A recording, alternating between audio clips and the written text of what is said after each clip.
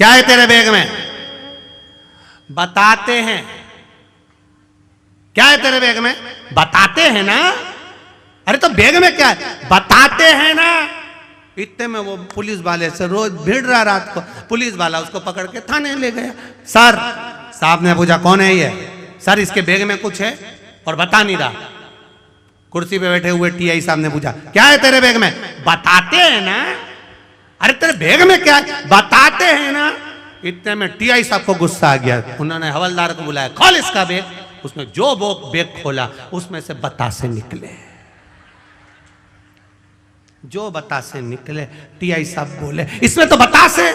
तो बोला मैं तो तब से बोला बताते हैं बताते हैं बताते हैं बताते हैं। इतने में टीआई बोला इसकी दीवानी गड़बड़े, छोड़िया वापिस छोड़ो इसको, वापिस छोड़ो। एक ही बात में लगा है, बताते हैं बताते हैं। अब कन्हैया ने भी कह दिया कौन छीता? कोई नहीं बोला। तब मनसुखा बोला मैं छीका। तुझे भी टाइम पे ही छीतना था, पकड़ा जाते तो। अब पकड़ाई में आता भी तो कौन? ये तो बड़े बड़े पांव से भाग जाते, तो अकेला का नहीं है, पकड़ाई में आता था। अब इतने में मनसुखा ने कहा आगे से गलती नहीं होगी।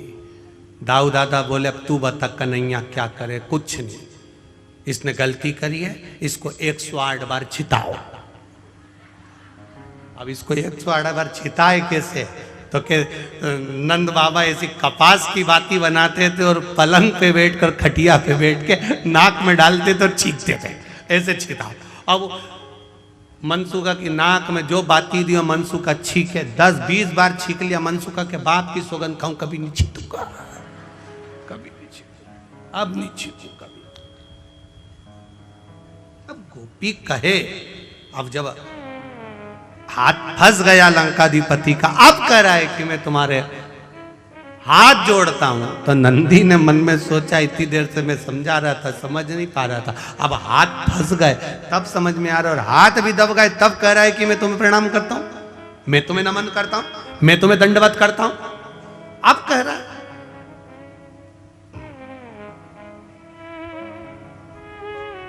हाथ फंस। हम जब पूरी तरह से फंस जाते हैं, बुरी तरह से फंस जाते, तब फिर हमको याद आता है कि हमें भगवान की शरणागति में जाना है, आखिरी में, अंत में। और अगर हम पहले ही पहुंच, एक पत्र आया है बड़ा सुंदर है, देखिए।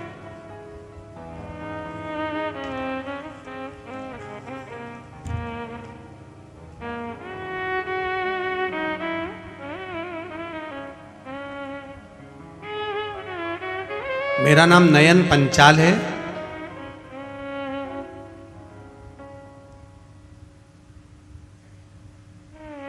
अहमदाबाद वस्त्रापुर से हूँ। मोबाइल नंबर ये कहाँ है? आप ही हैं? दोनों हाथ हिला दो एक बार। श्री शिवाय नमस्तुभ्यम, श्री शिवाय नमस्तुभ्यम। मंत्र का क्या बखान करूं मैं, शब्द नहीं है। हम कनाडा टोरंटो में थे, वहीं मेरी पत्नी को पीलिया हुआ, उसे अस्पताल में भर्ती किया गया। डॉक्टर ने बताया कि इसे तो पेट में गठान है और कैंसर की है। कनाडा टोरंटो के बड़े से बड़े हॉस्पिटल में दिखाया गया और उसको कैंसर और कैंसर की गठान बताई गई। हम उसे इंडिया लेकर आए, यहाँ के डॉक्टरों को भी हमने चर्चा करी, उन्होंने भी कह दिया इसको ऑपरेशन करना पड़ेगा, इसके पेट में गांठ है और वो कैंसर की है। तब मेरी पत्नी की एक सहेली, उसने बताया कि श्री शिव महापुराण की कथा आस्था चैनल पर आती है, कभी समय मिले तो उसको सुनो और शंकर भगवान पर एक लोटा जल चढ़ाओ, श्री शिवाय नमस्तुभ्यम का जाप करिए और एक बेलपत्र शिव पर चढ़ी हुई भगवान शंकर से कहकर कि बाबा आप महामृत्युंजय हो, और आप दुनिया के दुख हरने वाले हो, मेरा भी दुख, मेरा भी कष्ट हरिए। बाबा से प्रार्थना करें। तब हम शिव जी पे चढ़ा हुआ जल चढ़ाने लगे, अहमदाबाद के डॉक्टरों को दिखाने लगे। डॉक्टरों ने कहा इसका ऑपरेशन करना जरूरी है, और तभी डॉक्टरों ने कहा इसको जॉन्डिस कैंसर की, इसको कैंसर जो है वो जो गठान है वो पीलिया के अंतर्गत हुई है और वो बड़ी है, और कैंसर तो है ये निश्चित है। तब उसका इलाज चालू हुआ, और बाबा की कृपा से हमने भी इलाज करते करते बड़ौदा की कथा जो हुई थी उस कथा को श्रवण किया। कथा सुनने पर हमने बाबा से प्रार्थना करी, बाबा विनती करते हैं इसकी गठान निकले मना नहीं, पर कैंसर ना निकले, ऐसी कृपा कर दीजिए। बाबा की कृपा ऐसी हुई, जब इलाज चालू हुआ गठान को निकाला गया, तब बाबा की कृपा से उसको चेक करने के लिए भेजा। तो बाबा से हमने विनती करी थी अगली कथा जब पावागढ़ की होगी, अगर इसको कैंसर नहीं निकला तो हम कथा सुनने के लिए आएंगे, और कैंसर नहीं निकला हम कथा श्रवण करने के लिए आएंगे।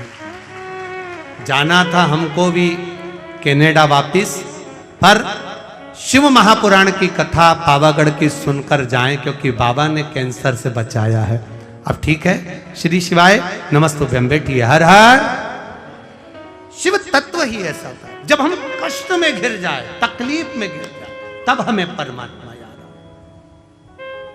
पर शिव कथा करते, शंकर का गुणगान करता है, तेरी कृपा बिना न हिले एक भी अणु, लेते हैं श्वास तेरी कृपा से तनो तनो। बखान क्या करूं मैं राखों के ढेर का, चपटी भगोत में खजाना कुबेर का।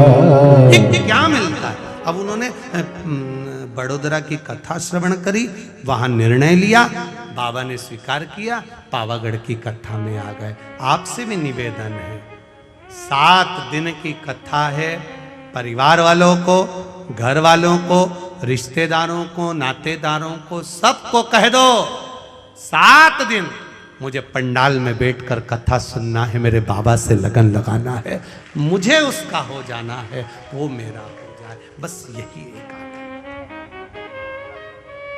सुनो मैं कथा। अब वो क्या देगा?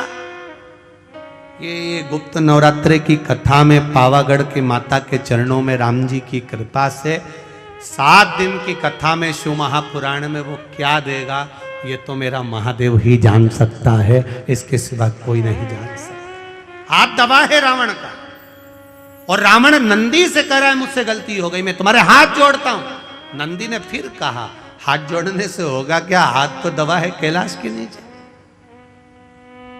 होगा क्या? लोग कहते हैं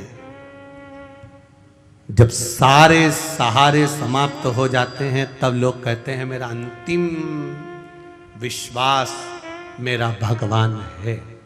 बोलो सही है कि गलत है? ये यहां पर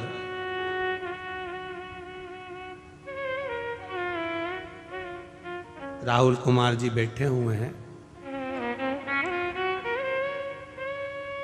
राहुल जी काल और जयंती भाई जी बैठे हुए हैं, संजय कुमार जयंती भाई जी। तो जब महाराज जी इन्हीं के स्वास्थ्य में गड़बड़ हो गया था,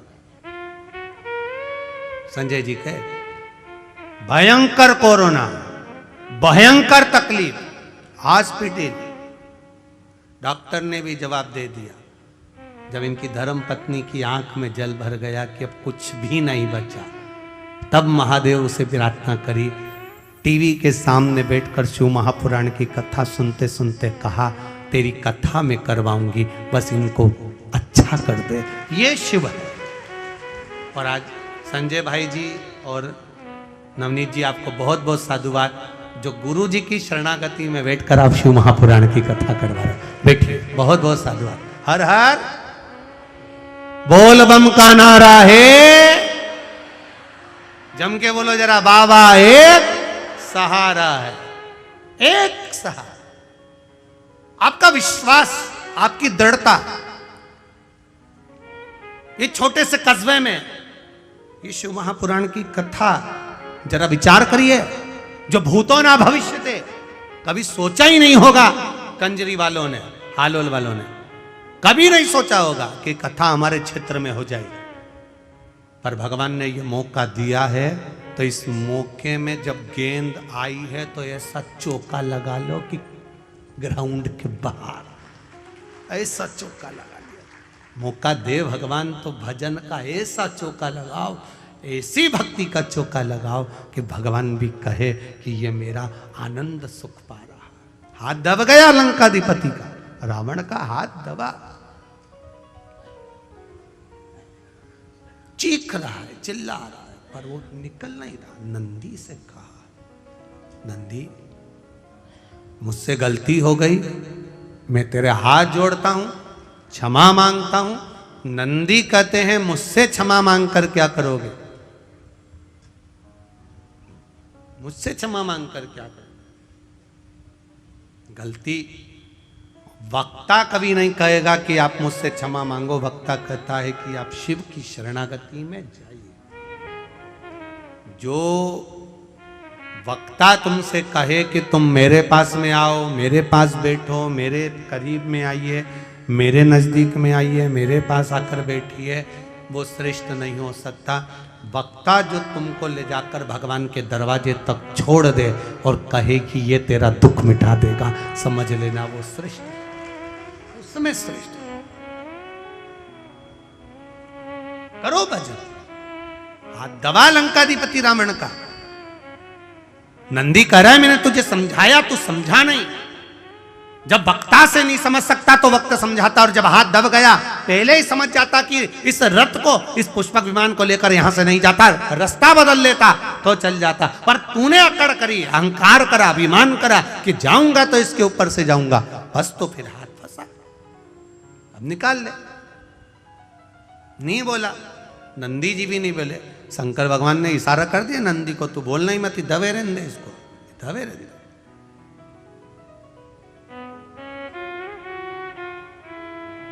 जब अभिमान वाला व्यक्ति जब किसी जगह पर दबता है तो सारी दुनिया के लोग उसका आनंद लेते हैं। दबे रहने दो, अच्छा है, खूब अकड़ रहा था, खूब अहंकार में था, खूब अभिमत्ता में था, दबे रहने दो। महादेव उस समय पर नंदीश्वर से कहा, तू रुक, इसका अभिमान तोड़ना जरूरी है। जब तक इसका अभिमान नहीं टूटेगा तब तक ये मेरा नहीं होगा। मुझे मेरा बनाने के लिए अभिमान का त्याग करवाना जरूरी है। और महाराज हाथ जब दबा रहा, चिंगारता रहा, तब रोता रोता भगवान शिव की स्तुति अब करने लगा। अब स्तुति शंकर की कर रहा, अब शिव की शीश पे गंगा है, गले में रुद्राक्ष माला है, शेषनाग सर्प तुम्हारे कालिया गले में पड़ा हुआ है। हे शिव करुणा करिए, हम तो आपके हैं, हम जान नहीं सकते, हमसे गलती हो गई, क्षमा कर दो। तब देव अधिदेव महादेव ने पांव के अंगूठे को ऊपर करा, तब रावण का हाथ बाहर निकला। निकलते से रावण बाहर निकलते से ही शंकर जी से बोला, तुम्हें क्या चाहिए?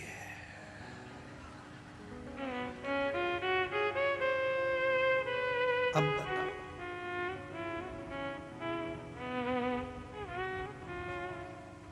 तुम्हें क्या चाहिए? एक ऋषि वशिष्ठ बाबा ने दशरथ जी महाराज से कहा कि पुत्र कामेष्टि यज्ञ करवा, संतान की प्राप्ति के लिए। अब जरा विचार करिएगा, यज्ञ कराया किसने था? कौन सा ऋषि थे? कौन सा ऋषि थे? श्रृंगी ऋषि, जिन्होंने यज्ञ करवाया। तो श्रृंगी बाबा, अब जरा विचार करो, पूरे पृथ्वी पर, पूरे नगर में, अवध में चारों तरफ सूचना करी गई कि दशरथ जी को पुत्र कामेष्टि यज्ञ करवाना है, दशरथ जी को पुत्र कामेष्टि यज्ञ करवाना है, दशरथ जी को पुत्र कामेष्टि यज्ञ करवाना है। एक एक विद्वान के पास में सूचना गई कि दशरथ जी को पुत्र कामेष्टि यज्ञ करवाना है। यह यज्ञ कोई साधारण व्यक्ति नहीं करवा सकता, यह यज्ञ कोई साधारण सा इंसान नहीं करा सकता। इस यज्ञ को कराने वाला वो होगा जो यज्ञ कराएगा।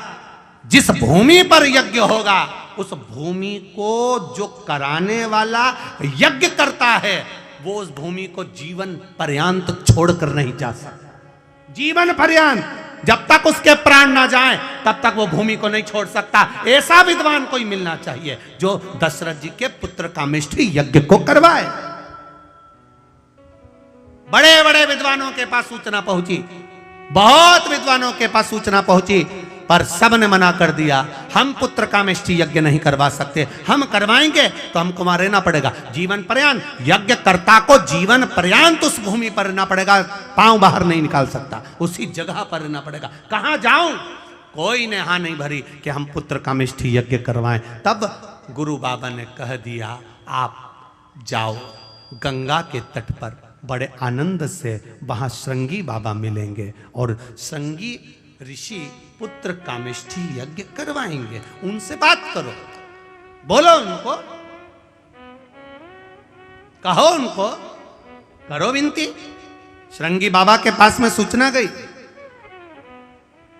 पर यज्ञ के लिए भूमि वो चुनी जाए, पुत्र कामेष्टि यज्ञ के लिए वो भूमि चुनी जाए जिस भूमि को श्रृंगी बाबा को दिया जाए और श्रृंगी बाबा उस भूमि पर जीवन पर्यंत रहे। श्रृंगी बाबा ने कहा मैं अपनी भूमि को छोड़कर नहीं जा सकता, अगर यज्ञ करूंगा तो इस श्रृंगेरपुर में करूंगा, इसी जगह पर करूंगा।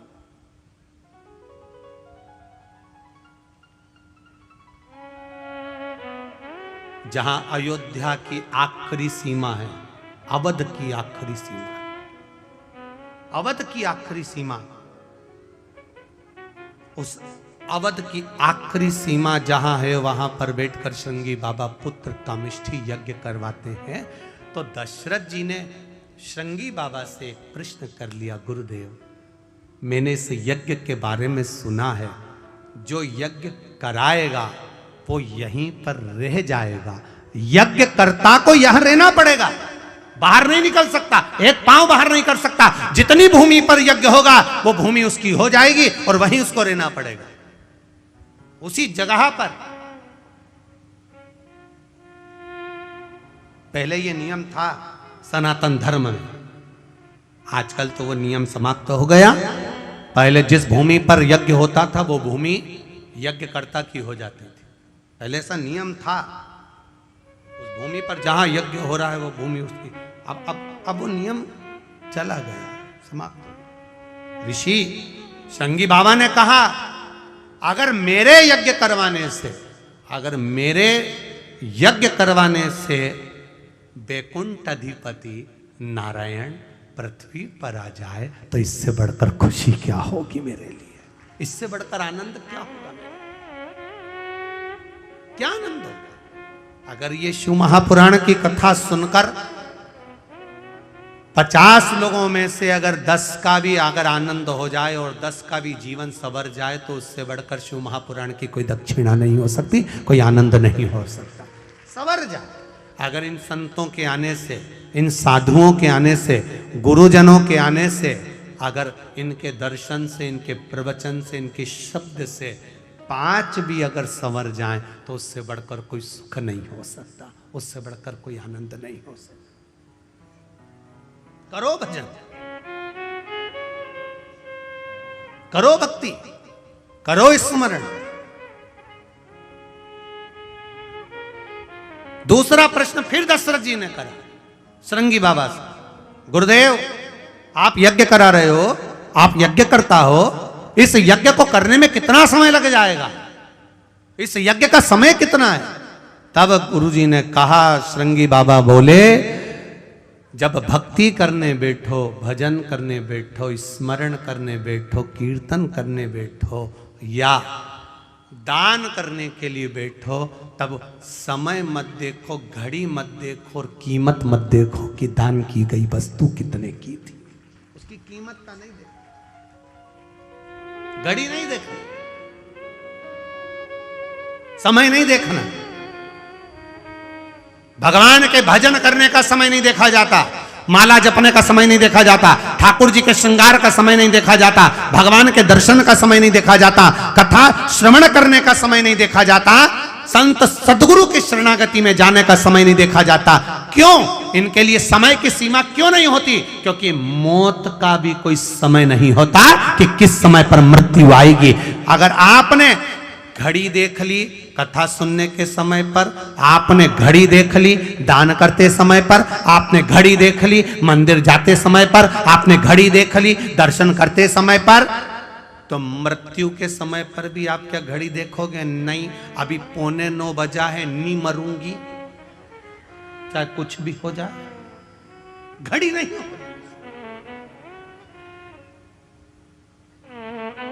जाएगा जब यहां से कुछ भी ना पास होगा, 2 गज कफन का टुकड़ा तेरा लिबास होगा।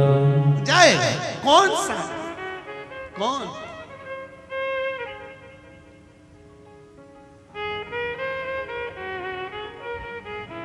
महाराज सब मतलब के यार हमने देख लिया, झूठा है संसार हमने देख लिया, देख लिया संसार हमने देख लिया। झूठे नाते झूठे रिश्ते, झूठे नाते झूठे रिश्ते, झूठे नाते झूठे रिश्ते, झूठे नाते झूठे रिश्ते, झूठा है संसार हमने देख लिया, झूठा है संसार हमने देख लिया, सब मतलब के यार हमने देख लिया। बस एक है, वो मेरे परमात्मा की शरणागति, केवल एक।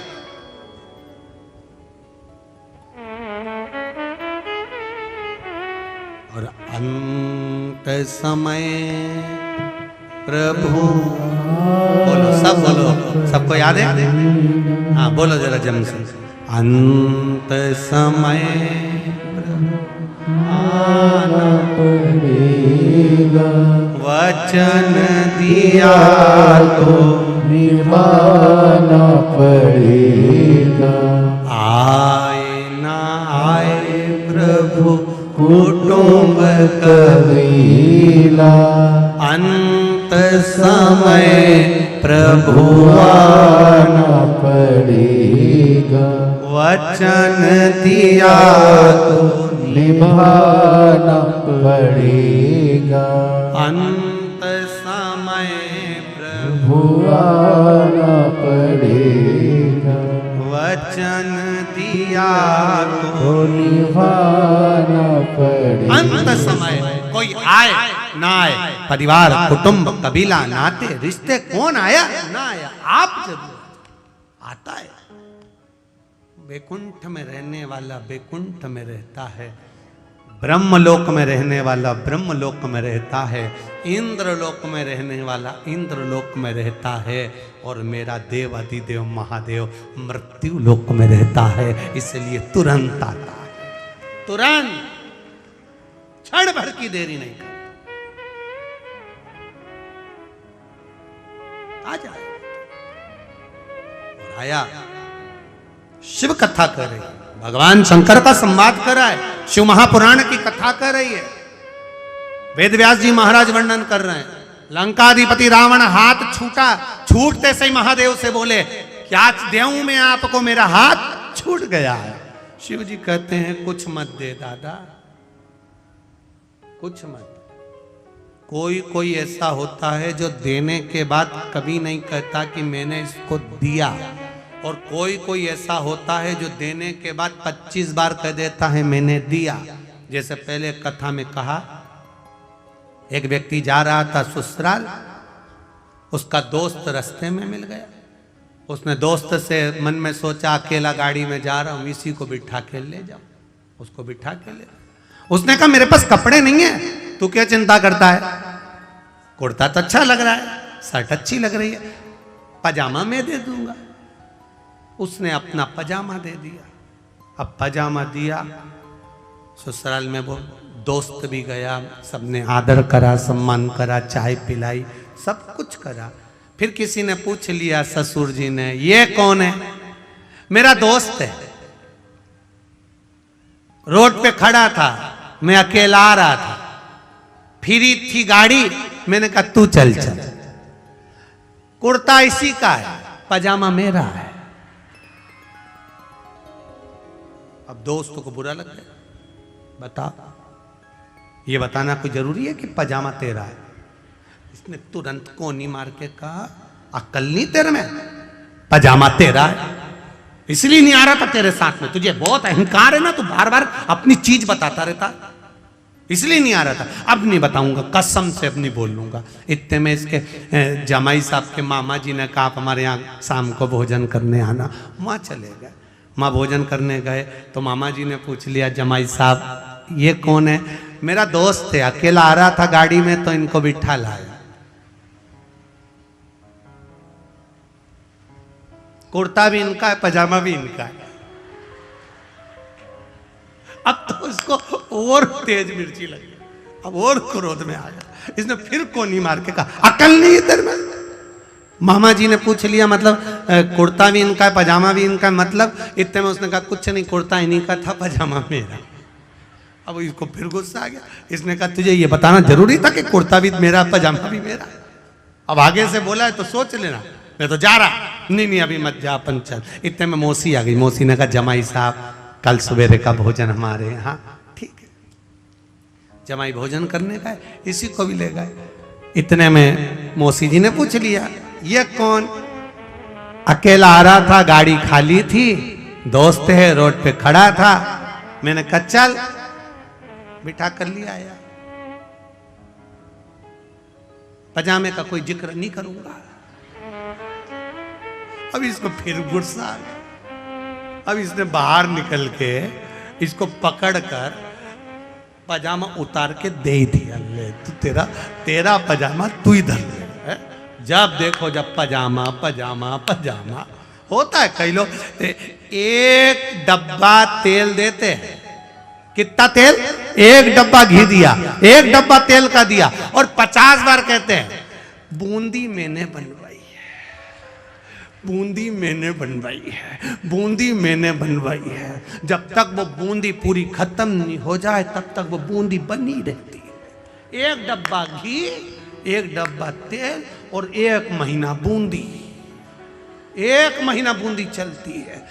हम गए थे राम मंदिर, हमने बूंदी बनवाई थी, 1 डब्बा घी दिया था। अब राम जी महाराज की कृपा, इतने में राम जी के पंडित जी ने कह दिया तुम्हारा डब्बा तुम ही ले जाओ। क्या करे वो पजामे का? कहना जरूरी है कि पजामा हमारा है, पजामा हमारा है। रावण ने कहा प्रभु मेरा मन कर रहा है आपको कुछ देने का, मेरा हाथ छूट गया, बोलो क्या दूं? देवादिदेव महादेव ने कहा नहीं चाहिए तेरे से दादा, मैं सब समझता हूं, तू 1 बार देगा 50 बार कहेगा। कई लोग रहते हैं एक फोन पे काम कर देते हैं पर 50 काम तुमसे करवा लेते हैं। बहुत संभल के रहना, दुनिया वालों से बहुत चतुर है, महाविद्वान,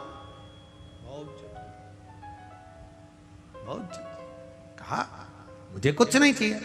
रावण चला गया। अब एक दिन रावण गया और रावण जाने के बाद रावण की विद्वत्ता देखिए, उसका विचार करिएगा जरा रावण की विद्वत्ता का। रावण ने विचार करा कि मैं क्यों ना, जब महादेव ने मेरा हाथ छोड़ दिया तो मैं महादेव को ही लंका लिया, सोने की लंका में सुखी रहेंगे भगवान। भगवान से कहा मैं तुम्हें सोने की लंका में रखना चाहता हूं, आप चलो मेरे साथ में। भगवान शंकर ने मन में सोचा इसकी यहां जाना और आफत मोल लेना नहीं जाऊंगा, चाहे कुछ भी हो जाए इसके यहाँ तो नहीं जाऊंगा। ये भी तप में लीन हो गया, मुझे महादेव को ले जाना है, मुझे देवाधिदेव महादेव को ले जाना है, मुझे शंकर जी को ले जाना है, ये भी तप में लीन हो गया। ऐसी तप साधना, ऐसी तप साधना, ऐसी तप साधना लंकाधिपति रावण ने करी, ऐसी तप साधना करी कि महादेव को प्रसन्न होना पड़ा। क्या चाहिए आपको? लंका लेकर जाना है। शंकर भगवान ने अपना शिवलिंग प्रकट करा, लेकर चल, पर सुन ले रावण, जहां तूने भूमि पर रख दिया उठने वाला नहीं। मानना तो वाला है ही नहीं था, दे दिया शिवलिंग। रावण लेकर शिवलिंग को चला, चलते चलते बीच में समय आ गया, रावण को संध्या करना थी। इसने सोचा करूं क्या। रावण ने देखा शिवलिंग, शंकर भगवान ने भेज दिया गणेश जी को, बेटा अपने पिता के थोड़े से काम आ जाओ, जरा जाओ। रावण शिवलिंग को नीचे रखने लगे तो तू गोदी में ले लेना। गणेश जी छोटे से बच्चे का रूप रख कर गए, रावण के पास पहुंच गए। रावण बड़े बेचैन दिख रहे हो, क्या लेकर जा रहे हो? शिवलिंग लेकर जा रहा हूं। क्या करना है? मुझे संध्या करना है। संध्या करना है? हाँ, तो ये शिवलिंग कहाँ रखूं? बच्चे ने कह दिया मुझे दे जाओ, आके मुझसे ले लेना, आप सामान लोगे, आओ। रावण ने शिवलिंग गणेश जी के हाथ में दे दिया। रावण संध्या करने चले गए। गणेश जी तो गणेश जी थे, उन्होंने उस शिवलिंग को नीचे ही रख दिया।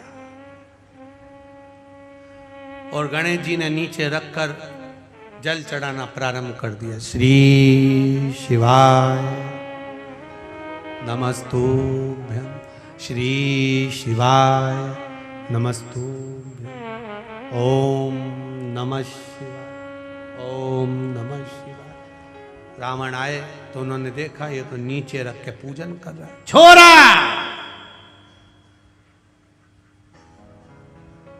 क्या बोलते गुजराती में? डीकरा।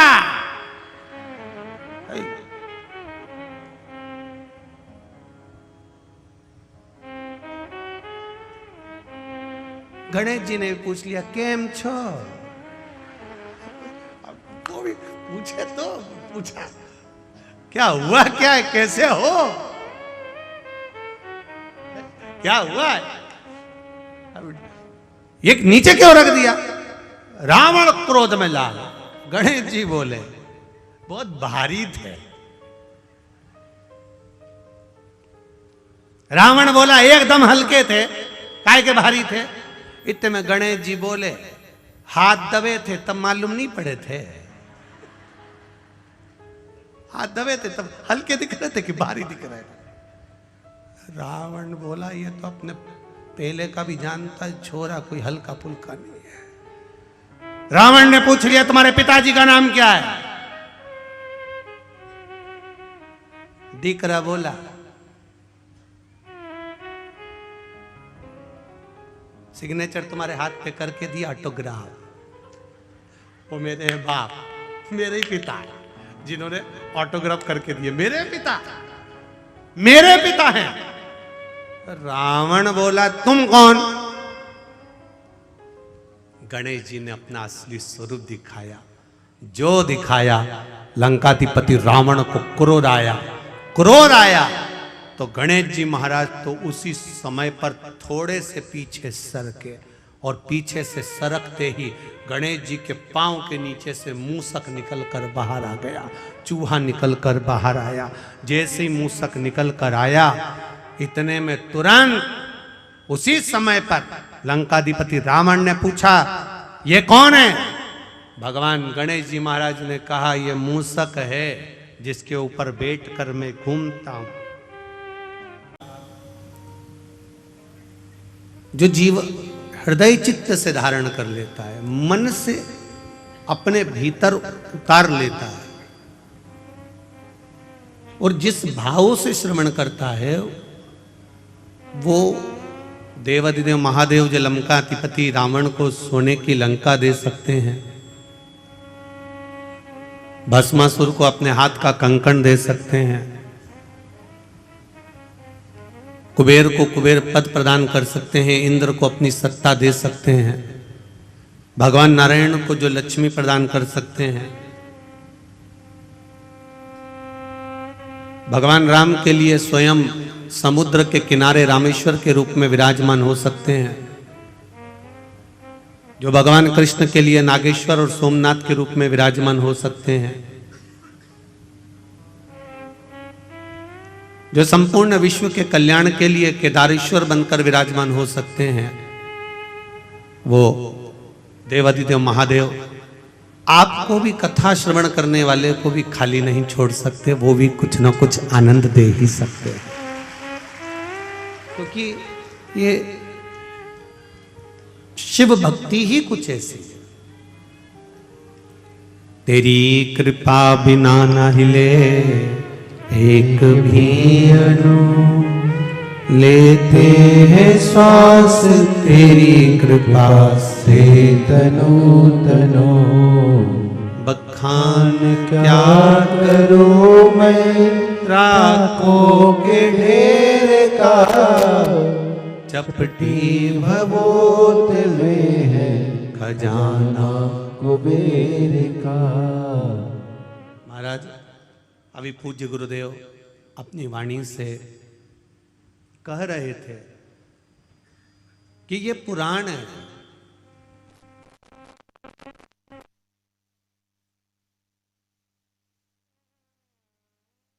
और पुराण का मतलब होता है पुराना लेखा जोखा, जो आज का नहीं है। आपको अपना पुराना अगर लेखा जोखा उठाना है, आपको अपना पुराना कुछ देखना है, तो तहसील में जाना पड़ेगा। और तहसील में जाकर आप अपना पुराना इतिहास, आपके दादाजी की कितनी प्रॉपर्टी थी, कहाँ पर तुम्हारा मकान था, क्या नंबर था, क्या खसरा नंबर था, ये पूरा रिकॉर्ड आप तहसील में जाकर देख सकते हो। तहसील में जाकर देखा जा सकता है। पर हमारे सनातन धर्म का अगर कहीं रिकॉर्ड देखना हो, हमारे सनातन धर्म की अगर आनंदता देखना हो, तो जैसे तहसील में पुराना रिकॉर्ड देखा जाता है, उसी तरह पुराणों में भी हमारा रिकॉर्ड देखा जाता है कि हमारा आनंद कहाँ छुपा हुआ, हमारा सुख कहाँ छुपा हुआ।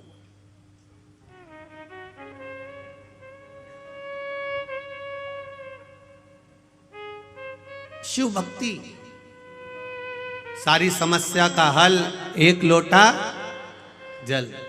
आप शंकर के द्वार जा रहे हो, शिव के द्वार पर पहुंच रहे हो, शंकर भगवान को एक लोटा जल समर्पित कर रहे हो, एक बेलपत्र अगर आप देवादिदेव महादेव को चढ़, सहजता है मेरे देवादिदेव महादेव को तुम्हारी दौलत, तुम्हारी संपदा, तुम्हारा वैभव, तुम्हारा धन, उससे कोई मतलब नहीं।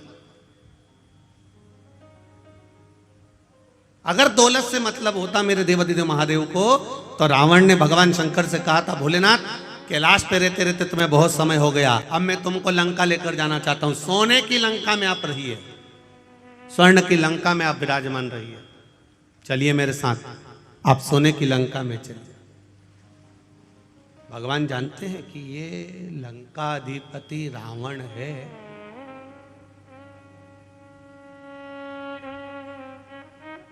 ये विद्वान जरूर है पर विद्यावान नहीं है।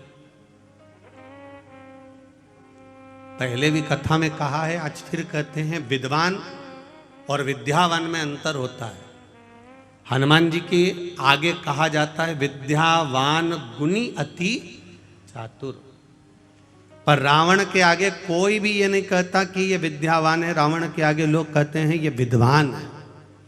इतना विद्वान, इतना विद्वान, जिसने अपने भुजाओं के बल पर कैलाश पर्वत को उठा लिया था, जो भगवान शंकर को राजी कर लेता है, जो देवताओं को अपने वश में कर लेता है, इतना विद्वान था। पर किसी ने ये नहीं कहा कि ये विद्यावान था, क्योंकि विद्वान और विद्यावान में अंतर होता है।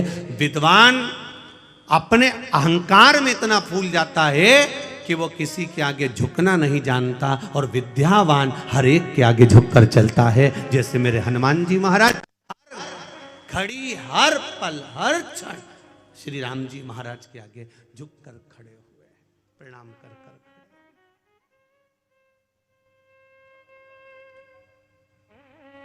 मेरे राम जी महाराज के आगे मेरे हनुमान जी महाराज हमेशा नम्र होकर झुककर खड़े। क्यों? क्योंकि विद्यावान गुणी अति चातुर। विद्या जिसके भीतर विद्या सही तरह से प्रवेश कर जाती है, जो ज्ञान पूर्ण तरह से आनंदित कर कर प्राप्त कर लेता है, वो झुकना सीख जाता है। और जो अधूरा अधूरा ज्ञान प्राप्त करता है ना, जिसको अधूरा ज्ञान प्राप्त होता है, वो अकड़ में जीता है, अहंकार में जीता है, अभिमत्ता में जीता है। तो रावण विद्वान तो बन गया था पर विद्यावान नहीं बन पाया। उसका अभिमान उसके सामने बार बार अड़ जाता था। और भगवान शिव जानते हैं कि रावण मुझे लंका में लेकर जा रहा है, ये इसकी अहंकारिता है, ये इसका अभिमान है, क्योंकि मैं पहले आजमा चुका हूं। एक बार देवादिदेव महादेव आनंद के साथ कैलाश पर्वत पर विराजमान थे। भगवान शिव आनंद के साथ जब कैलाश पर्वत पर विराजमान थे, बड़े अलमस्त होकर बैठे हुए थे। माँ जगत जननी जगदम्बा अम्बा माता पार्वती उनके नजदीक में विराजमान बैठी हुई है।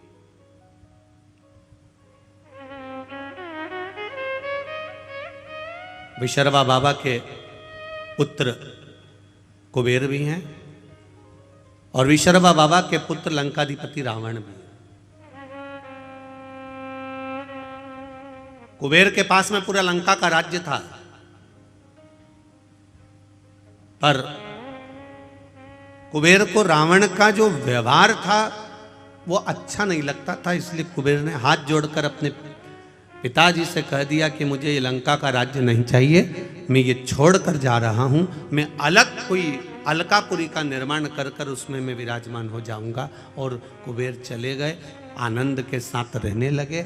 जब रावण की सत्ता लंका पर आ गई और लंका पर जब सत्ता आई, जब वैभव प्राप्त हो गया, तब रावण ने उपद्रव मचाना प्रारंभ कर दिया, क्योंकि अभिमान इतना समाया हुआ था, अहंकार इतना समाया हुआ। एक बात अपने जीवन में उतार कर रखिएगा,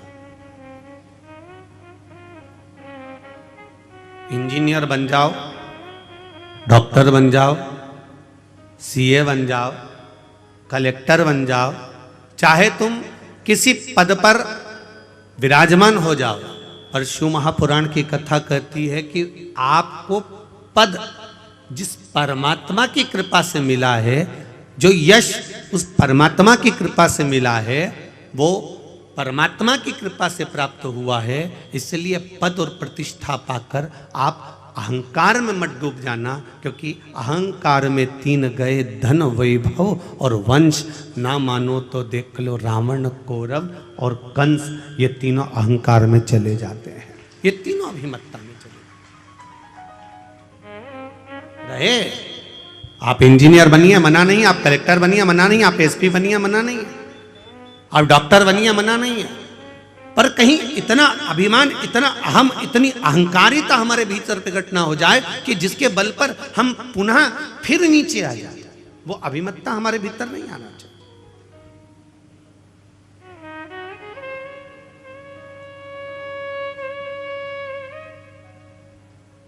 और जिस दिन हमारे भीतर वो अभिमत्ता प्रकट हो जाती है, उस दिन हम भगवान से दूर हो जाते हैं, हम परमात्मा से दूर। जब अभिमत्ता चली जाती है, फिर हम परमात्मा के करीब में आ जाते हैं, वापिस पुनः भगवान के पास। शिव कथा कर रही है, लंकाधिपति रावण को मालूम पड़ा, कुबेर जी को मालूम पड़ा कि लंकाधिपति रावण ने उपद्रव मचाया है, और ऐसा उपद्रव मचाया है कि पूरी तरफ हाहाकार मच गया। संतों को कष्ट देना, ब्राह्मणों को कष्ट देना, साधुओं को कष्ट देना, सन्यासियों को कष्ट देना, तपस्वियों को कष्ट देना, ये रावण ने देवताओं को कष्ट देना प्रारंभ कर दिया। तब कुबेर को मालूम पड़ा, तो कुबेर ये विचार करे मैं अपने भाई को समझाऊं तो मैं ना जाऊं, किसी दूसरे को भेज दिया। करना चाहिए। परिवार यदि टूट रहा है,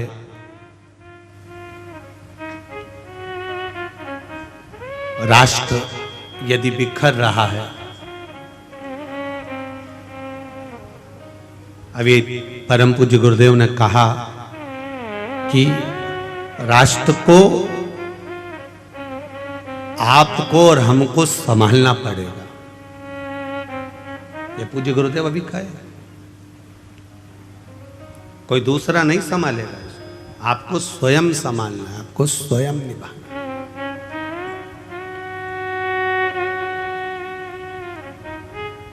संत हो, सद्गुरु हो, तपस्वी हो, ब्राह्मण हो, सन्यासी हो, साधक हो, उपासक हो, वो संभाल लेते। कुबेर ने लगा मन में कि ये मेरा भाई गड़बड़ कर रहा है, तो कुबेर ने तुरंत उसी समय पर अपने दूतों को भेजा और जाकर कहा कि रावण को समझा कर आओ कि ये क्या कर रहे हो। तुम इतने विद्वान होने के बाद में, इतनी विद्वत्ता तुम्हारे भीतर होने के बाद में तुमने ये क्या करना चालू कर दिया। कहीं किसी को कष्ट दे रहे हो, किसी की अग्नि को समाप्त कर रहे हो, कहीं किसी को कष्ट प्रदान कर रहे हो, ये क्या कर क्या रहे हो। विद्वान से विद्वान, बड़े प्रबल विद्वानों को, जो रावण से भी विद्वान थे, उनको भेजा गया लंका में। और लंका में जब भेजा गया, लंका में जब पहुंचे और वो लंका पहुंचकर रावण को ज्ञानोपदेश देने लगे। अब जो बहुत कंजरी वालों, थोड़ा ध्यान लगा कर सुनना, और जितने भी कंजरी की दीदी उन बैठी है ना, सब जरा ध्यान लगाइएगा। जितनी भी जीजियां बैठी और जितने जीजा उन बैठे, वो भी थोड़ा ध्यान लगाइएगा कि ज्ञानी को समझाया जा सकता है, अज्ञानी को समझाया जा सकता है, पर अभिमानी को कभी नहीं समझाया जा सकता, ये निश्चित है। अब कोई ज्ञानवान है तो उसको समझा सकते हो, कोई अच्छा ज्ञानी व्यक्ति है, पढ़ा लिखा है, समझदार है, उसको समझाओगे ये मत करना, आगे से ऐसा ना करिएगा, ऐसा ना करिएगा, तो वो समझ जाएगा। कोई अज्ञानी है, एक बार नहीं समझेगा, 2 बार में समझेगा। अज्ञानी है तो वो मुंह भी नहीं चलाएगा। आओ, इनने कह दिया मेरे को नहीं करना, नहीं करना, तो उठ के चला गया। अज्ञानी है, उसमें अज्ञानता है, वो नहीं समझ सकता। अब ज्ञानी को समझा लोगे, अज्ञानी को समझा लोगे, पर जिसके भीतर अभिमान बढ़ा हुआ है, बताओ कल का छोरा हमको समझाएगा। बताओ कल की बहू आई, ये मुझे ज्ञान देगी। कई कई सास उन कह देती है कल की आई है, और मुझे बदलना चाहती है, कल की आई। मतलब इसके भीतर ये अभिमान भरा हुआ है, अहंकार भरा हुआ है, और ये अभिमान जब तक भरा हुआ है तब तक ये सुधर नहीं सकता। इसलिए ज्ञानी को समझाया जा सकता है, अज्ञानी को समझाया जा सकता है, पर जिसके भीतर अभिमान भरा है उसको समझा सकोगे क्या? बोलो तो जम के जरा, समझा पाओगे? नहीं समझा सकते। आप कितना ही प्रयास करो, समझा नहीं समझ सकते। सास कह रही है गुड़ को गर्म कर, उसमें तिल्ली भूंज के डाल दे, लड्डू बन जाएगा। पर बहू नहीं, मैं तो गुड़ को फोड़ूंगी, उसमें कच्ची तिल्ली बिना सीखी डाल दूंगी और ऐसे ऐसे गोल गोल करके लड्डू बना दूंगी। हो गई संक्रांति, लड्डू तैयार। अब सास कह रही है कि थोड़ा सेक ले, थोड़ा गुड़ को गर्म कर ले और तिल्ली को सेक कर लड्डू बनाएगी तो अच्छा बनेगा। अब उसको तो भीतर इतना अभिमान भरा था, मैं तो सीख के आई हूं, मुझे तो सब मालूम है, और बैठी 4 घंटे तक वो रेसिपी बुक लेके, और रेसिपी बुक में जैसा लिखा था। और ऐसा जरूरी नहीं है कि कभी कभी रेसिपी बुक भी गड़बड़ कर जाती है। एक नई नवेली बहू आई और सास ने उसको कह दिया, बेटा मेरा मन कर रहा है, मेरा मन कर रहा है, तू एक काम कर, थोड़ी सी आइसक्रीम बना ले, मेरा मन कर रहा। बहू ने कहा, मम्मी तुम भी क्या आइसक्रीम खाना?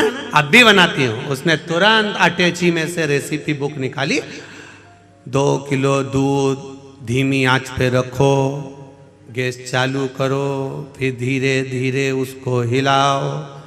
अब वो हिलाते हिलाते उसमें बेकिंग पाउडर डालो, और क्या क्या डलता है तुम्हें मालूम होगा, इलायची का पाउडर डालो, फिर धीरे धीरे उसका पूरा रेसिपी बुक तैयार करी। अब वो तैयार करा, और तैयार करने के बाद में फिर उसने पढ़ा 1 घंटा फ्रिज में रखो।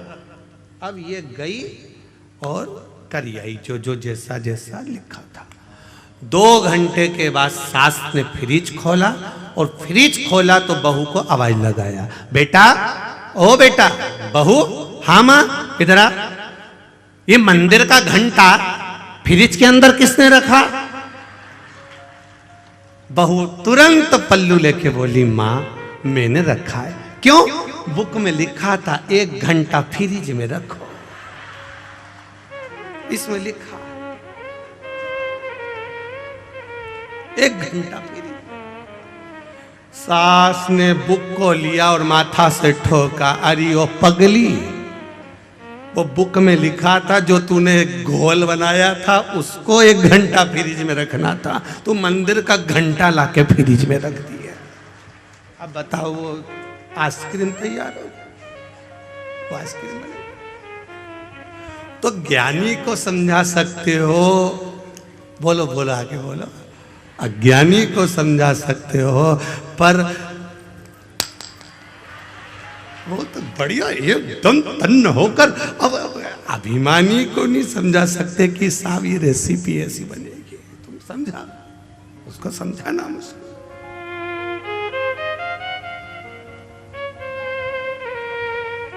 बहुत कठिन है समझाना, समझा लो। अब रावण को भी समझाने के लिए भेजा तो कुबेर ने भेजा किसको? अपने विद्वान विद्वान गुप्तचरों को भेजा कि जाकर रावण को समझाओ। वो समझे तब तो, समझ जाता तो क्या बात था। नाना समझाया, विभीषण ने समझाया, मंदोदरी समझाई, पर समझे तब तो। स्वयं लंकाधिपति रावण को भगवान शिव ने समझाया, पर समझे तब तो। भगवान नारायण कई बार समझा दिए, देवऋषि नारद ने समझाया, इंद्र ने समझाया। ऐसा कोई देवता नहीं था 33 कोटि देवी देवता में जिसने लंकाधिपति रावण को नहीं समझाया। सब ने समझाया, ब्रह्मा जी ने बार बार समझाया, पर समझे तब।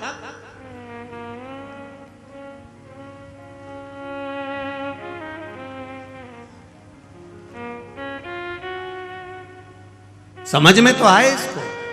अब कुबेर जी ने भेज दिए अपने साथियों को और सारे गुप्तचरों को बोला और बोलकर कहा, जाकर मेरे भाई को समझाना, ज्ञान देना, समझाना, मेरे को मालूम है वो रावण समझ जाएगा।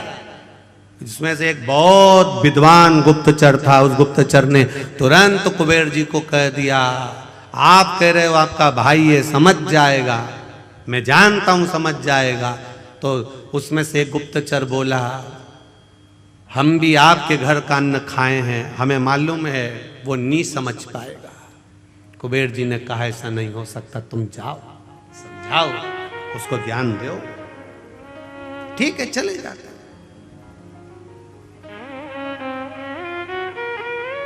बहुत मिलेंगे आपको भी। अभी अभी कंजरी में तुम कथा चालू हुई, आज तो पहला दिन है। कई लोग कहेंगे क्या होता है शिव महापुराण की कथा सुनने से, क्या होता है शिव पुराण में जाने से। बहुत ज्ञान देंगे। क्या होता है शंकर जी को 1 लोटा जल चढ़ाने से, क्या होता है बेलपत्री चढ़ाने से, क्या होता है राम नाम बोलने से, क्या होता है कृष्ण नाम बोलने से, क्या होता है शिव नाम बोलने से, क्या होता है श्री शिवाय नमस्तुभ्यम बोलने से, क्या होता है नमः शिवाय बोलने से, क्या होता है ओम नमः शिवाय बोलने से। कहीं कहीं बोलेंगे, कहे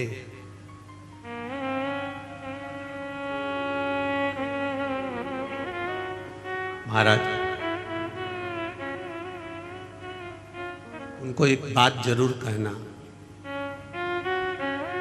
भगवान की कथा सुनते सुनते, भगवान का भाव श्रवण करते करते, जिस समय कथा सुनते सुनते आपके रोम, आपके शरीर के ये रोम, ये बाल खड़े हो जाएं, समझ लेना कि शिव आपके भीतर समाना प्रारंभ हो गया।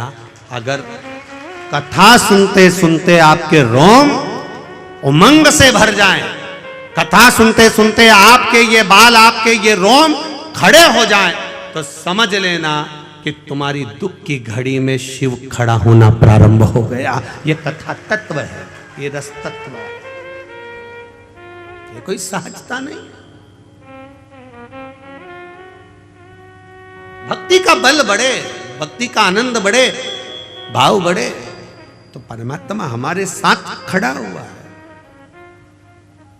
मैंने तेरे ही भरोसे, ओ बाबा तेरे ही भरोसे, हवा बिच उड़ती जावांगे, बाबा डोर हटो छठीला मैं कटी जावांगी, भोले मैं तेरी पतंग, शंभो मैं तेरी पतंग, हवा बिच उड़ती जावांगी, बाबा डोर हटो छठीला मैं कटी जावांगी। समझाया उसको जाए जिसके भीतर अभिमान ना। ज्ञानी होगा समझ जाएगा, ज्ञानी होगा आज नहीं समझा कल समझ जाएगा, पर अभिमानी होगा इसको कितना भी समझाया जाए ये कभी नहीं समझ सकता।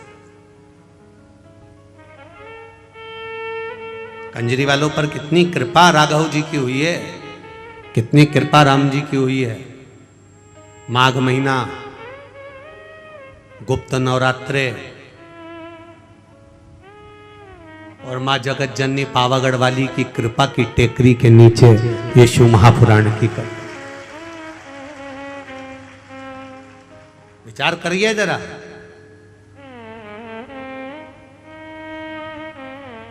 और आने वाले भक्तों को कितनी कृपा मां जगत जननी पावागढ़ वाली मां भद्रकाली ने कृपा करी होगी। जरा विचार करना कि उसने कंजरी में कथा भी रखी। आदरणीय गुरु महाराज हमको नहीं मालूम था कि ये गुप्त नवरात्रे में कथा, ये तो माँ की कृपा थी और स्मरण में आया कि गुप्त नवरात्रे में शिव महापुराण की कथा, वो भी पावागढ़ वाली माता के इस चरणारविंद में हो रही। कितना दुगना तिगना लाभ, संतों का दर्शन हो रहा है, राम जी का आनंद प्रसाद, महाप्रसाद भी रखा। जो आए हुए भक्त हैं, जो रुकने वाले भक्त हैं, उनके लिए जो महाप्रसाद की व्यवस्था रखी। हमने पूज्य गुरुदेव जी से पूछा, संत जी से पूछा कि यहाँ पंडाल के आसपास भोजन भंडारा कहाँ रखा आपने? तो महाराज जी बोले, गुरुजी वो भोजन भंडारा तो राम जी के चरणों में रखा है, राम जी के चरण। मतलब भोजन बनाने वाला भी हलवाई नहीं है, भोजन बनाने वाला भी कोई दूसरा नहीं है। सीता जी रसोई बना रही है, राम जी खुद खड़े होकर बनवा रहे हैं।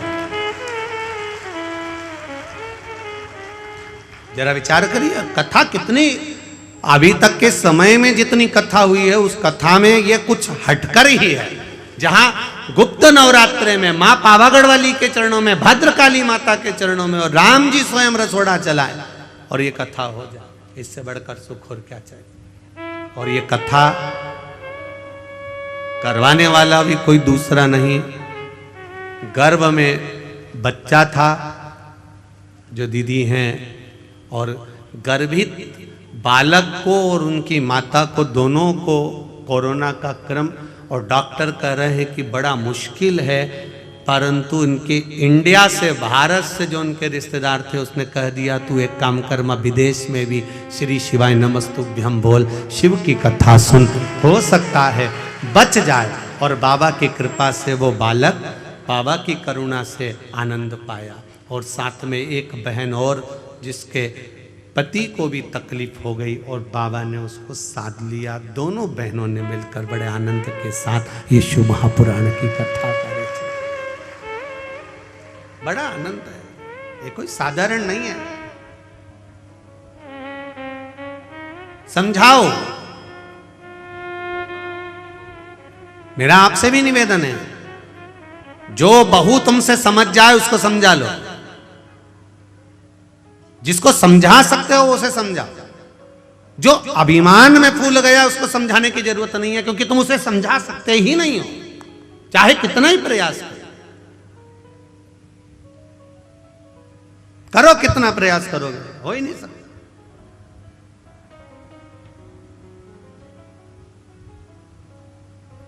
और जितना ये ज्ञान भी जितना जिसके भाग्य में होता है ना, उतना ही उसको प्राप्त होता है। जितना जिसके भाग्य में होता उतना ही उसको। बड़ा मुश्किल है। कोई सन्यासी, कोई तपस्वी, कोई साधक, कोई भगवंत, कोई साधना करने वाला, भजन करने वाला, कोई घर का बुजुर्ग, वयो वृद्ध, बड़ा हमको समझाता है तो हमारे नुकसान के लिए नहीं, हमको उन्नति की सीढ़ी पर चढ़ाने के लिए समझाता है।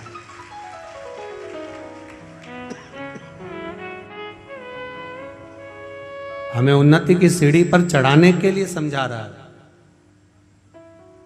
अगर वो ज्ञान दे रहा है तो हमको उन्नति की ओर बढ़ाने के लिए ज्ञान दे रहा है।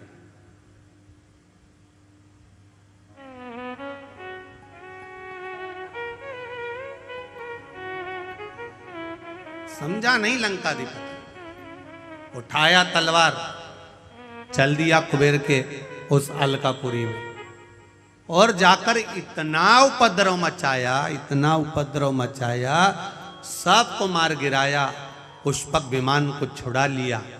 कुबेर को देवताओं ने ले जाकर एक स्थान पर छुपा दिया जहां उनका उपचार हुआ, वो ठीक हो गए। अब पुष्पक विमान पर बैठकर लंकाधिपति रावण अपने मन के अनुसार चलने वाले, मन की गति से बराबर से भी तीव्र चलने वाले पुष्पक विमान पर बैठकर घूमने चल दिया।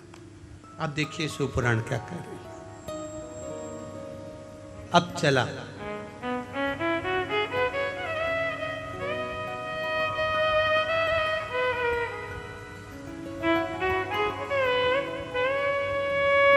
अच्छा, ऐसा नहीं है। पुष्पक विमान पर जब वो बैठा,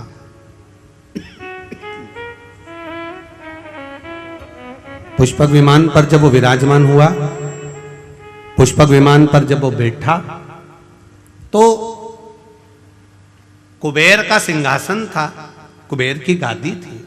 उस गादी पर बैठने के बाद उसकी बुद्धि थोड़ी सी कहीं ना कहीं विचलित हुई,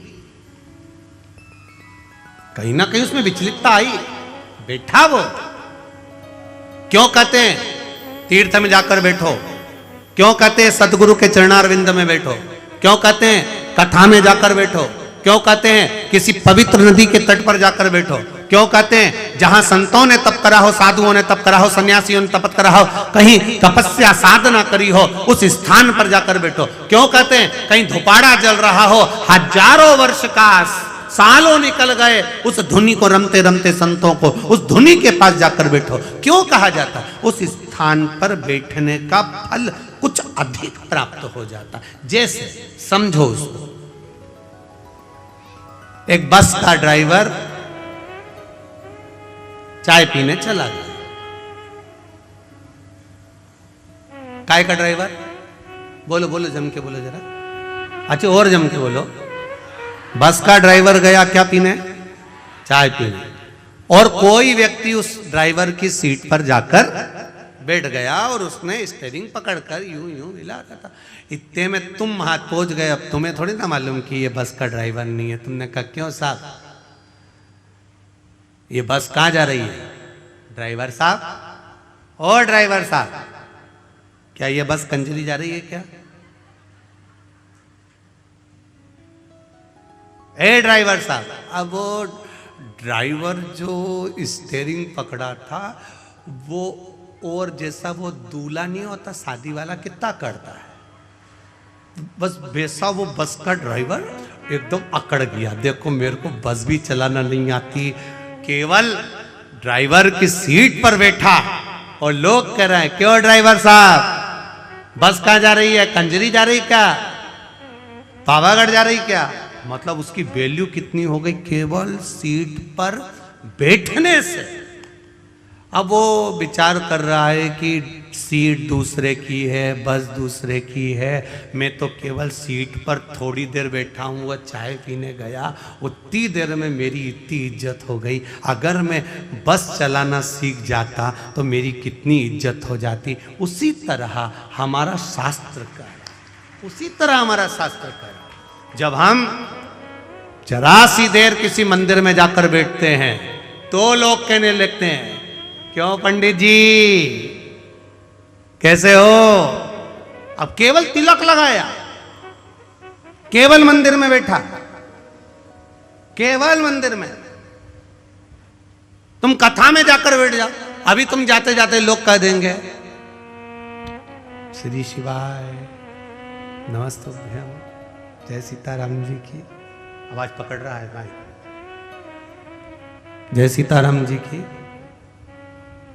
श्री शिवाय नमस्तुभ्यम, तुरंत कहने लगे, तुरंत। फिर कोई से बात होगी तो कह देंगे साहब वो तो भगवान की कथा में रमी रहती है, उसको तो कथा इतनी अच्छी लगती है कि कहीं पर भी हो न वो दौड़ के चली जाए।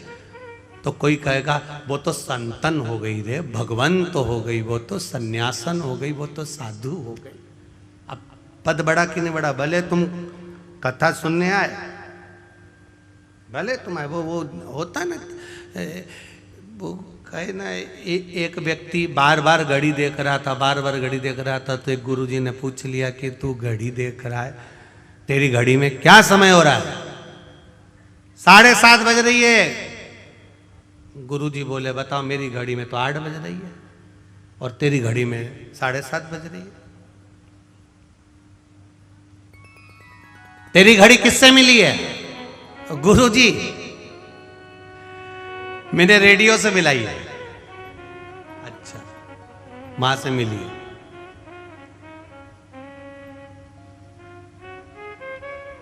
अब फिर उन्होंने दूसरे से पूछा, तेरी घड़ी में देख 9 बज रही है, तूने किससे मिली? कहां से मिली? कहीं नहीं, ससुराल से मिली। गुरुजी बोले ये ससुराल से तो मिली है, पर मिली किससे है ये तो मालूम होना चाहिए, कि रेडियो से मिली, कि टेलीविजन से मिली, कि काय से मिली। तो कि गुरुजी कहीं से नहीं मिली, ये मेरे ससुराल से मिली। हमेशा पीछे ही चलती है, हमेशा पीछे चलती है। ससुराल की जो चीज मिले तुम ध्यान रखना इस चीज के लिए, भले अलमारी हो, वॉशिंग मशीन हो, चाहे फ्रिज हो, चाहे मिक्सर हो।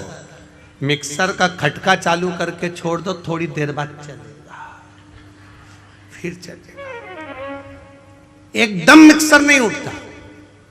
उसी तरह सास को भी अंदाजा लगा लेना चाहिए कि बहू पर एकदम प्रेशर नहीं देना, एकदम प्रेशर दिया तो ये नहीं चले। ये ससुराल से मिली है तो धीरे से चल, इसको धीरे से संभाल कर चलो। बेटा घर अपना है, परिवार अपना है, रोज इतनी रोटी बनाकर मत फेंका कर, रोज इतनी सब्जी मत फेंका कर, धीरे धीरे उसको चलाओगे तो वो चल जाएगी। और तुमने एकदम टूट पड़ी ने एकदम बोल दिया क्या तेरे पिताजी के घर से लाइए जो इतना फेंक रही है, फिर तो पास में पावागढ़ वाली माता है, नजदीक में। इतनी देर हालो लो कंजरी वालों और झाबुआ वालों, तुम इतनी देर तो करते ही नहीं हो, तुरंत प्रकट हो गई। उतनी देर में तो प्रकट, तुरती देर लगेगा, उतनी देर का लगे।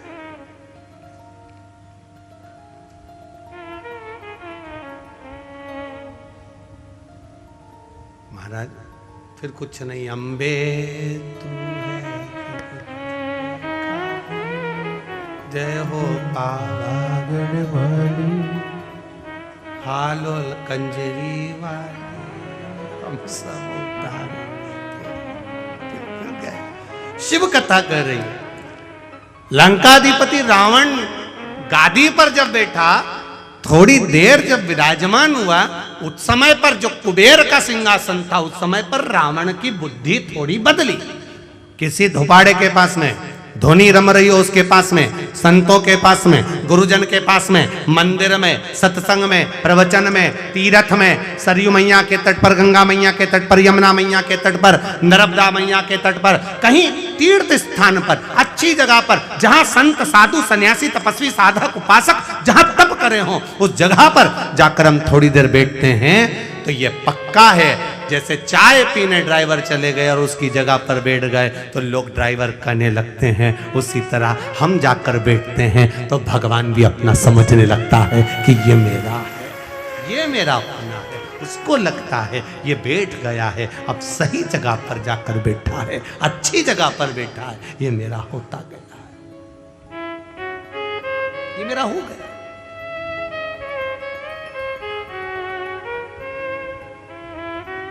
कितनी अविरल भक्ति। समझाया, रावण नहीं समझा, विमान पर बैठा, भाई को मारकर भगाया, सारे पूरे अलकापुरी पर अपना आक्रमण कर लिया।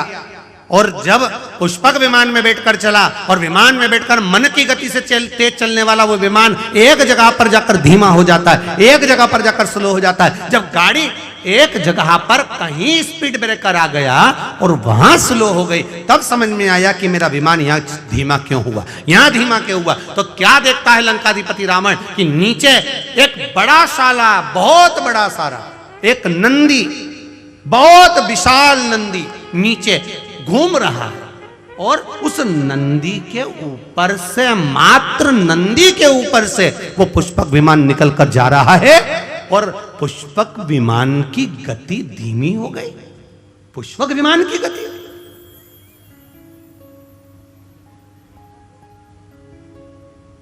रावण के साथ में जितने लोग बैठे थे उस पुष्पक विमान में, सब रावण से कहने लगे, महाराज ये तो मन की गति से तेज दौड़ने वाला पुष्पक विमान है, फिर आखिर ये धीमा कैसे हो गया, ये स्लो कैसे हो गया, इसकी स्पीड कम क्यों हो गई, इसकी गति कम क्यों हो गई।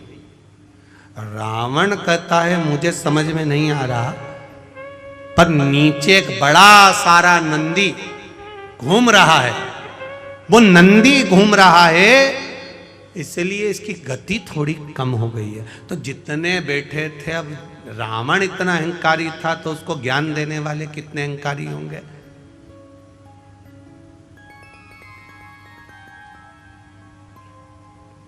चाय गरम होती है कि केटली गरम होती है? तुम लोग तो कंजरी वालों जरा सी बात में हंस देते हो, हमको लगता है कि तुम लोग कथा पक्के में अच्छे से सुन के बैठे हुए होते हो। अब तुम बताओ कि चाय गरम ज्यादा है कि केतली ज्यादा गरम है? अब उसमें तुम्हें अंदाजा हो जाएगा। हम जहाँ जयेश भाई के यहाँ रुके हैं, नाम जयेश है ना, जयेश भाई के हम जहाँ रुके तो वहाँ पर उन्होंने वो गिलास में गरम गौ माता का दूध वगैरह ला कर दिया आरोगने के लिए, ठाकुर जी के लिए। तो हमने कहा ललित महाराज को ये तो बहुत गर्म है, तो इतने में ललित महाराज बोले नहीं नहीं गुरुजी, दूध तो ठंडा है, गिलास गर्म है। नहीं, दूध ठंडा है पर गिलास गर्म है। अब चाय इतनी गर्म नहीं है जितनी केतली गर्म है। उसी तरह बड़े बड़े, बहुत बड़े बड़े, जो बहुत ऊंचे ऊंचे मालूम पड़े, बहुत बड़ा वो आनंद हुआ और मालूम पड़े, तो साहब जो कुर्सी पर बैठा है वो तो बड़ा नम्र है, तो बड़ा सहज है, बड़े सरल नेचर के हैं, बड़े सहज है, बड़े सरल है। अब उनसे मिलो तो लगे बहुत सरल, बड़े सहज, पर उनके साथ जो केतली है वो बड़ी पास मत जाना, दूर हटाओ, कैसे घुस गए, कैसे पहुंच गए। इतने में जो कुर्सी पर बैठा शांति रख, एक केतली, थोड़ा रुक, अभी रुक, चाय ठंडी है, कोई बात नहीं, आन दो, आराम से आन दो, दर्शन करने दो, भक्त हैं, भगवान के हैं, प्रिय हैं, पर केतली हट, दूर हट, क्या है, दूर हटो, वहां जाओ, वहां बैठो, वहां करो। कई बार इन बाउंसरों को देखकर भी हमको ऐसा ही लगता है, केतली बड़ी खराब, चाय तो ठीक है अपनी जगह पर केतली बड़ी खराब, बड़ा।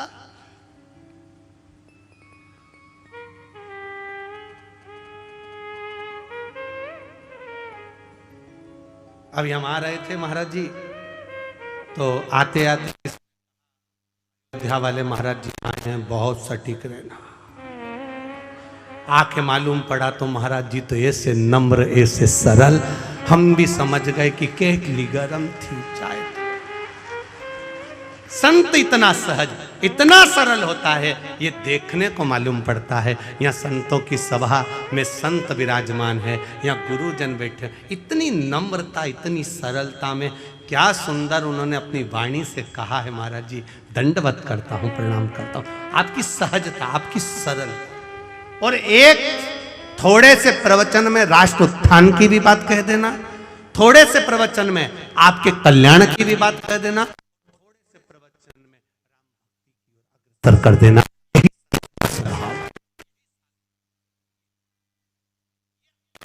अमूल्यता का आनंद है ये रसतत्व। और किस्मत वाले हो, कंजित वाले हो, भाग्यशाली हो आप,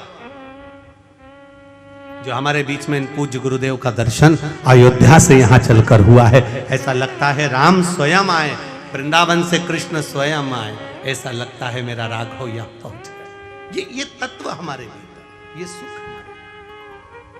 अब उतरा सिंहासन नीचे, नीचे उतरा, और सिंहासन नीचे उतरते से पुष्पक विमान पे से नंदी के सामने राम के सामने खड़ा होकर कह दिया लंकाधिपति ने, तुम कौन? नंदी कहता है मैं नंदी। आप कहां जा रहे हो? हमें उस मार्ग पर जाना है। नहीं, उस मार्ग पर तो मेरा देव महादेव रहता है, मेरा महादेव। रावण कहते हैं कि ये महादेव रह रहे हैं। हाँ, तो वो तो भस्म रमाने वाला, जटाजूड़ बांधने वाला, मृगछाला पहनने वाला, गले में रुद्राक्ष की माला पहनने वाला, सर्प गले में धारण करने वाला, बिच्छू पहनने वाला, एक साधारण सा, साधारण, एकदम सहज सरल साधारण, तो उसमें दिक्कत क्या है? विमान तो ऊपर से जाएगा, महादेव तो नीचे बैठे हैं, फिर से दिक्कत क्या, क्या तकलीफ? आज भी हमारे सनातन धर्म में, आज भी हमारे सनातन धर्म में भगवान का मंदिर होता है, शिवजी विराजमान होते हैं, शंकर भगवान बैठते हैं, या राम जी बैठे हैं, या भगवान कृष्ण बैठे हैं, या देवी भवानी बैठे, जो भी देवता बैठते हैं, उसका आकृति ऐसी बनाई जाती है कि उसके ऊपर कोई पांव न रख पाए, कोई चढ़ ना पाए। लंकाधिपति रावण, तेरा विमान अगर ऊपर से जा रहा है तो उसमें श्रेष्ठता नहीं, क्योंकि मेरे महादेव बैठकर तप साधना कर रहे हैं, माँ जगतजननी पार्वती के साथ मेरे महादेव बैठे हैं। रावण ने कहा, अब इसको जब कुबेर नहीं समझा पाया, देवता नहीं समझा पाए, तो इसको ये नंदी कैसे समझा देगा? नंदीश्वर ने समझाना चाहा, नहीं माना, खूब समझाया, नहीं माना, खूब समझाया,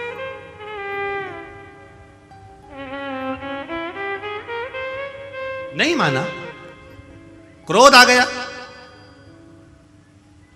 अब विद्वान हो, विद्यावान हो, विद्यावान को समझाओगे क्रोध नहीं आएगा, विद्यावान को कहोगे तो क्रोध नहीं आएगा, पर जिसमें विद्वत्ता भरी होगी, जिसमें अहंकार भरा होगा, जो अपने आप को विद्वान समझता होगा, उसको अभिमान का, अहंकार का क्रोध तुरंत आ जाए। रावण को क्रोध आ गया, मेरा रथ निकलेगा तो यहीं से, पुष्पक विमान निकलेगा तो यहीं से, शंकर भगवान को उठाकर मैं ले जाकर दूसरी जगह रख देता हूं, दूसरी जगह रख दूंगा।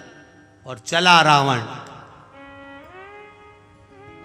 लंकाधिपति चला जहां शंकर पार्वती जी मेरे देव अधिदेव महादेव मां जगत जननी के साथ विराजमान थे।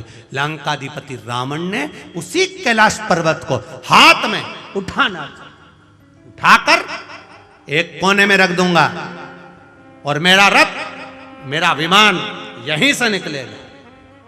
मेरे विमान को कोई स्लो कर दे, उसकी गति धीमी कर दे, यह हो नहीं सकता।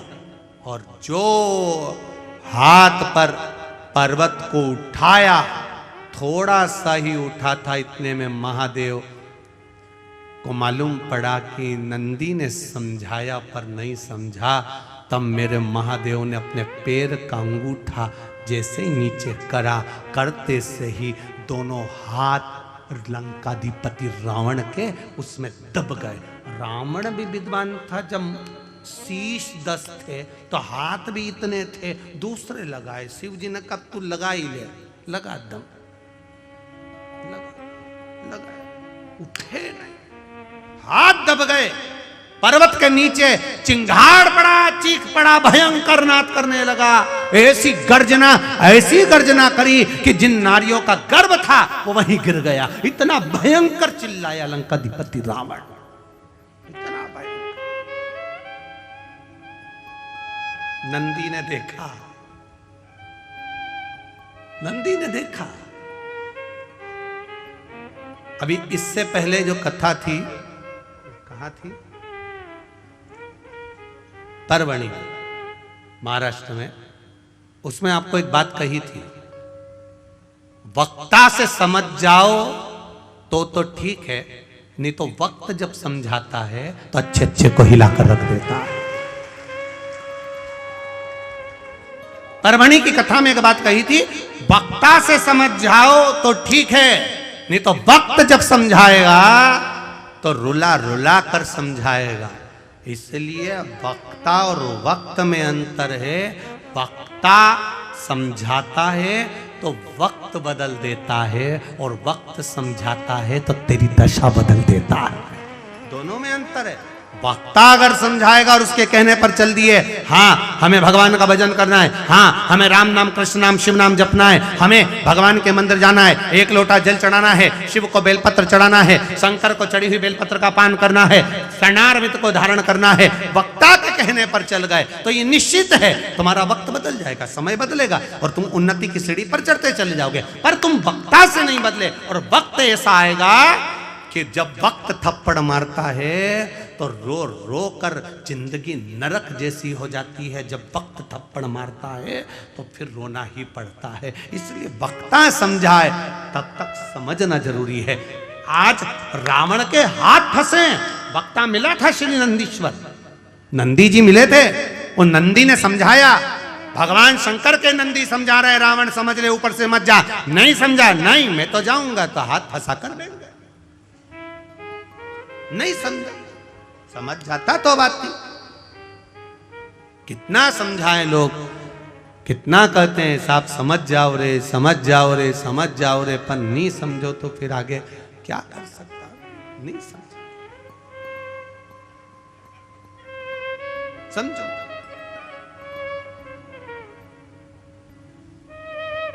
अब बैठे नहीं। रावण चीख रहा है, हाथ दबा हुआ है, चिंगाड़ रहा है, चिल्ला रहा है। फिर कोई नहीं आया। तब वो नंदी जो वक्ता था, जिसने ज्ञान दिया था, समझाया था, वो नंदी आया और नंदी ने आकर कहा, रावण मैंने तुझे समझाया था, तू समझता क्यों नहीं है? तू क्यों नहीं समझा?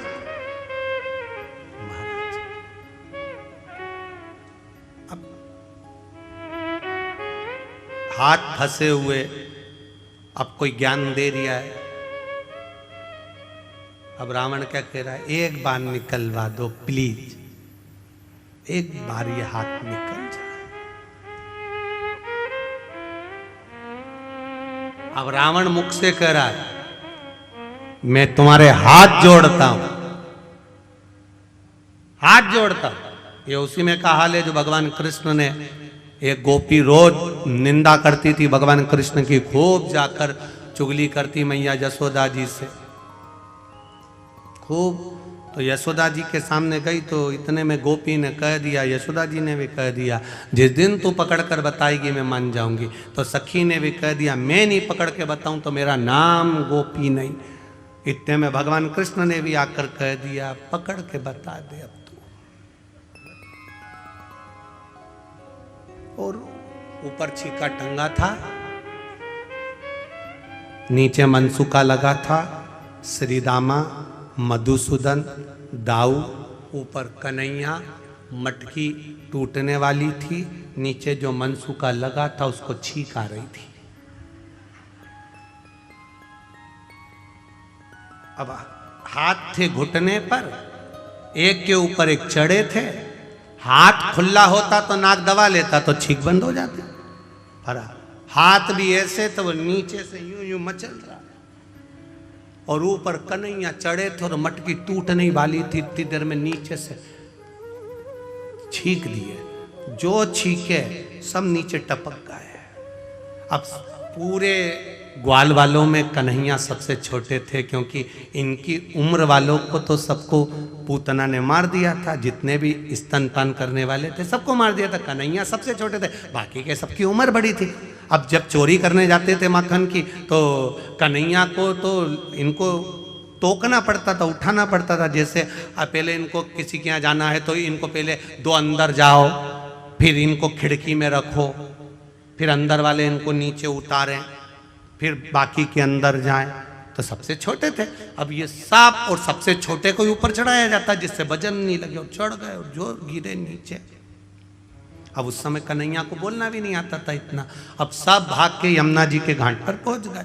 अब यमुना जी के घाट पर पहुंचे, इतने में कन्हैया ने उसी समय पर पूछ लिया, कौन